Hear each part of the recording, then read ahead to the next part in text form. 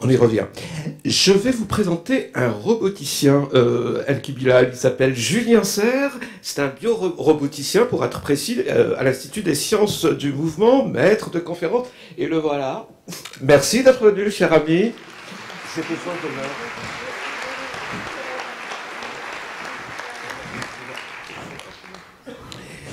Bon, alors, vous avez créé, cher Julien Serre, un robot sans GPS, mais inspiré de la fourmi du désert, car il utilise la lumière.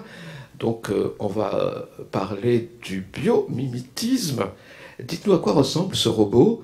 Est-ce que ce robot est un allié aujourd'hui? Est-ce qu'il sera toujours notre allié?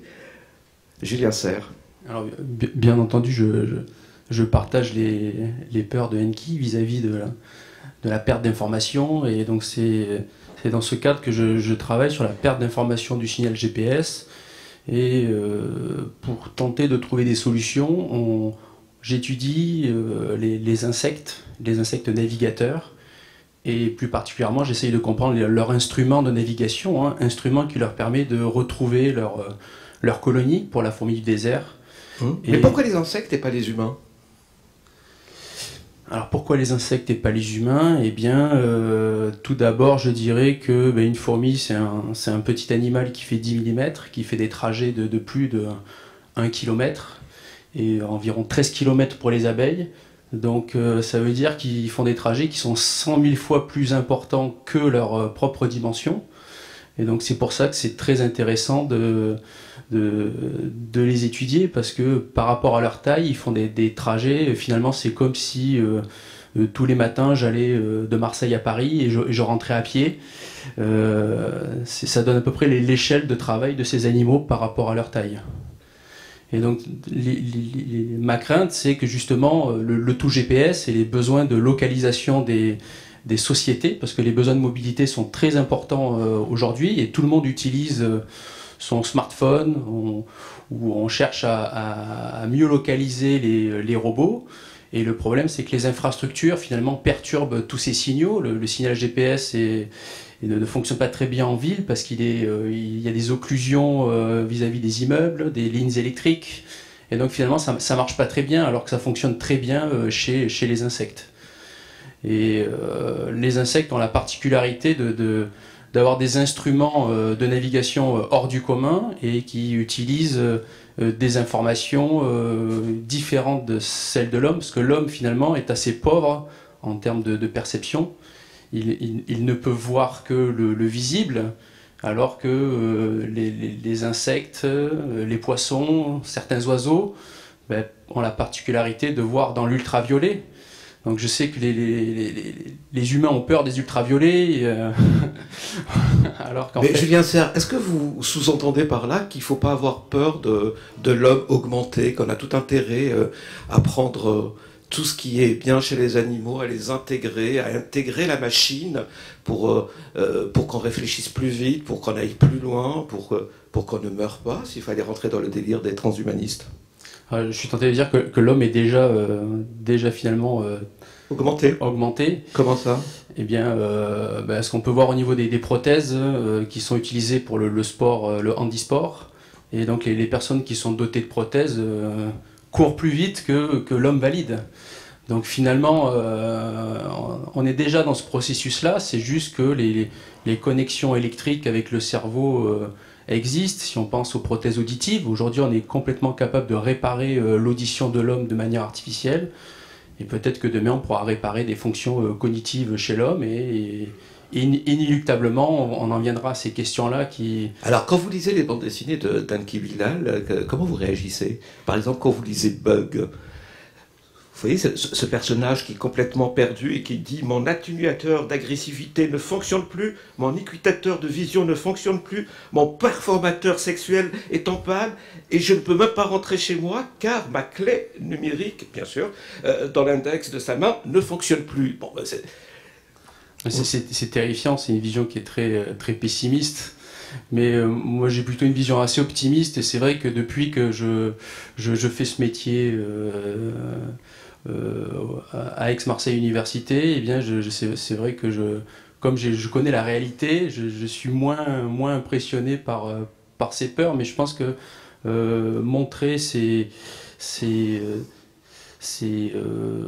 futur pessimiste, ben, je pense que c'est très important parce que ça permet de toucher les masses, une masse très importante, et ça permet de mettre en garde, comme l'ont mis en garde déjà les auteurs, hein, parce que le mot robot en fait a été inventé par le théâtre. C'est une pièce de théâtre tchèque qui s'appelait les robots universels de Rossum, et donc c'est la première fois que le mot robot a été employé, et c'était un personnage qui incarnait un robot sur scène, et donc finalement c'est pour ça que cette mise en garde, et je pense que c'est le rôle de la bande dessinée, de l'art, de mettre en garde contre les mauvais usages de la science et de la technologie.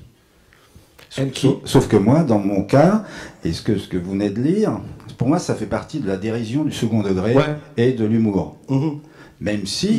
ça pose une question. Mais c'est une façon de dire, oui, c'est une façon de dire, c'est très grave ce qu'on prépare, mais regardez, moi j'en rigole un tout petit peu. Voilà. Mais c'est vrai que c'est un peu ça. C'est très grave et en même temps c'est excitant. Je parlais de cynisme tout à l'heure. Un écoutateur de vision, moi je voudrais bien en avoir, ou même un performateur sexuel, peut-être qu'à un moment on voudrait bien en avoir. Et en même temps vous présentez ça en disant, et si jamais il y a le grand bug, qu'est-ce qu'on fait? On aura perdu notre capacité à avoir une vraie mémoire, à avoir des sentiments. Qu'en pense le scientifique? Je serais tenté de dire que finalement nous ferons comme la nature, c'est-à-dire qu'elle sélectionnera les processus qui résisteront à l'épreuve du temps. Ah mais c'est terrible ce que vous dites là. Non mais attendez. Bon. Et finalement c'est ce qui s'est passé depuis des millions d'années sur Terre, hein, donc, et c'est de la même manière que les logiciels moins performants sont remplacés par des logiciels plus performants, et que finalement les gens aussi changent les objets de leur quotidien parce qu'ils soit ils tombent en panne, soit ils ne sont pas assez performants. Malheureusement. Ouais. Et vis-à-vis des transhumanistes, par exemple, c'est quoi votre avis, Julien Serre? Vous dites il faut tout tester et qu'on finira par faire mourir la mort, ou bien vous dites que là on est dans un délire complet? Moi je pense que poser les questions dès maintenant, légiférer dès maintenant avant que ça arrive, c'est finalement inédit dans l'humanité. C'est des nouveaux processus qui se mettent en place, que ce soit pour le véhicule autonome, le robot d'assistance ou la transhumanité. Finalement, on en parle plus avant, on légifère plus avant sa mise en œuvre. Donc finalement, on respecte l'ordre que je dirais logique, mais je pense qu'énormément de choses seront testées en laboratoire, et on pourra jamais interdire des mauvaises pratiques dans des pays qui ne respecteront pas certains cahiers des charges. On a déjà été pris de vitesse par manque de vision de législateurs, précisément, sur la culture, par exemple, sur Internet, les téléchargements. Il y a plein de choses qui ont échappé tout d'un coup à leurs créateurs, qui sont devenus dans une zone sauvage où on va se servir, et l'idée de la création a souffert énormément de ça. Donc il faut être très très vigilant. Vis-à-vis de la Silicon Valley, vous êtes dans la dérision et la critique en même temps, Enki Bilal, si j'ai bien compris les 2 premiers tomes de Bug. Absolument, oui, c'est vrai que... Et pour l'instant, je pense qu'ils sont en état de sidération encore, nos amis de la Silicon Valley, dans ces 2 tomes. Et je pense que dans le 3e, ils vont apparaître. Là, pour l'instant, on n'a que Kurzweil, qui est le grand Manitou du transhumanisme, de l'homme augmenté, qui rêve carrément pour sa propre personne d'immortalité. Hein. Donc c'est quelqu'un de très actif, très riche, qui croit. Alors une espèce de manque de lucidité ou de folie comme ça, qui le rend très étrange. Et ce sont des personnages qui ont-ils, là tel que le récit se présente, tel que le Bug est montré, ils sont totalement désemparés, ils peuvent rien faire. Voilà. Donc reste simplement donc ce personnage central qui est en fin de compte le seul élément rassurant, parce qu'il garde sa part d'humanité. Oui, mais aussi parce qu'il a tout ce qui manque aux autres. Est-ce que vous voulez poser une question à Enki Bilal, Julien Serre? Est-ce que vous pensez que tous les êtres dans vos œuvres seront connectés, et également l'animal domestique? Moi, j'aimerais bien que s'établissent des liens avec le monde animal. Voilà. Je pense qu'il est temps que l'humain et l'animal se retrouvent. Ils se sont séparés simplement parce que l'homme a décidé qu'il était très supérieur et qu'il faisait ce qu'il voulait du monde animal. Là, vous venez de nous expliquer clairement que les fourmis, les langoustines voyaient beaucoup mieux, beaucoup plus loin, que les fourmis avaient une capacité de résistance. Et puis que ne sait-on encore de l'intelligence de certains animaux, dont les fourmis, organisées socialement de manière incroyable, dont le poulpe, dont le corbeau, le rat, le cochon. Moi, j'aimerais bien. J'ai fait une série là-dessus, dans Animals. J'ai traité de ce problème de manière indirecte, de manière libre, mais je pense d'abord que le respect il semblerait qu'on soit en train de retrouver le respect de la planète. La prise de conscience est là. Ça passe aussi par le respect, de retrouver un lien, de renouer avec le monde animal, réellement, mais réellement. Et moi, je serais ravi de ça. Échanger avec des animaux, parler avec une fourmi, sérieusement, ça m'intéresserait énormément. J'ai découvert, donc c'est du fait de mon métier, que le statut juridique des insectes, par exemple, était au même niveau que le mobilier de jardin. Donc c'est pour ça que j'en parle. Hein. Donc aujourd'hui, on ne peut pas dire qu'il y ait d'éthique particulière pour le traitement des insectes. Et c'est vrai que j'ai... Mais il ne faut pas stigmatiser le mobilier de jardin, il va y avoir des défenseurs qui vont apparaître très vite. J'en suis certain, ouais. Moi aussi. Et donc c'est pour ça que par exemple j'ai du mal à cerner que comment on pourrait bien défendre les insectes pollinisateurs si on les met au même niveau que le mobilier de jardin. Donc ça c'est des choses assez surprenantes en fait, et je pense que on y gagnerait justement à mieux considérer ces petits animaux. Et donc c'est pour ça que en les étudiant, en travaillant, en montrant leur capacité extraordinaire, ben, finalement on essaye de rehausser, hein, voilà, parce que moi-même étant enfant, j'ai quand même tué un certain nombre de fourmis, je regrette. Hein. Je suis assez pacifique maintenant avec les insectes. J'ai peut-être un seul ennemi, le moustique. Voilà. Et le tigre notamment. Ouais. Mais c'est intéressant parce que les insectes, on est en train de vouloir nous les faire bouffer. C'est la grande mode, parce que c'est plein de protéines, donc on se dit on va pouvoir nourrir des millions d'êtres humains. Alors d'abord, mieux vaut nourrir correctement et bien distribuer, ce qu'on ne fait pas. Il y a des gens qui crèvent de faim, ce qui est une honte absolue, mais c'est pas la peine d'enfoncer des portes ouvertes. Donc là, même les insectes, qui étaient tranquilles il y a encore quelques années, qui étaient mangés par certaines peuplades, je ne sais pas, en Amazonie ou en Asie, etc., maintenant ça devient une entreprise, une industrie réelle. Donc on fabrique des insectes, on les fait se reproduire pour les bouffer. Bon appétit. Voilà, vas-y donc. Merci beaucoup Julien Serre d'être passé. Je rappelle que vous êtes un bioroboticien de l'Institut des sciences du mouvement de Marseille. Vous connaissiez cet institut, Enki Bilal? Non, mais le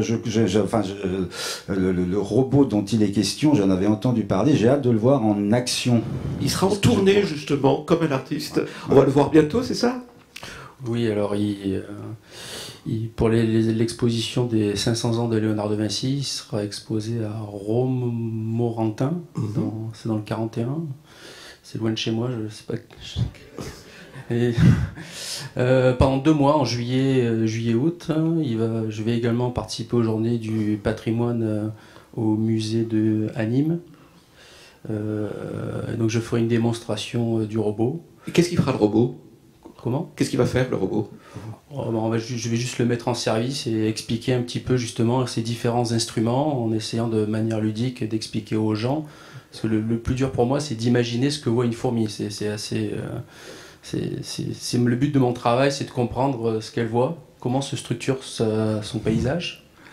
Et le robot est censé tenter de reproduire en partie cette capacité-là? Bon, on reproduit certains traitements visuels, mais notre robot ne dispose que de 14 pixels. C'est extrêmement faible, donc essayez de vendre un téléphone mobile avec 14 pixels, vous aurez du mal à le vendre. Déjà expliquer leur rôle, leur fonction, et faire des expériences voilà, de qu'est-ce que la lumière polarisée, parce que je pense que les gens, les Français ne savent pas très bien ce que c'est la lumière polarisée, si ce n'est que peut-être au cinéma, ils utilisent la lumière polarisée pour faire cette illusion de la trois dimensions, de la vision en 3 dimensions. Et finalement, c'est pas pour percevoir l'environnement en 3 dimensions que la fourmi l'utilise. Elle l'utilise pour faire comme une sorte de boussole céleste. Elle utilise véritablement ce qu'elle voit du ciel, hein, pas forcément le soleil, hein, mais donc elle regarde vers le ciel pour savoir dans quelle direction aller. C'est passionnant. Et ben la prochaine fois, ce sera un robot qui va vous interviewer sur scène. Je l'espère. Oh bah merci. Oh bah. Et nous, pendant cela, qu'est-ce qu'on fait? On se roule. Merci Julien Serre, merci beaucoup d'être venu. Applaudissons merci à tous. Notre ami.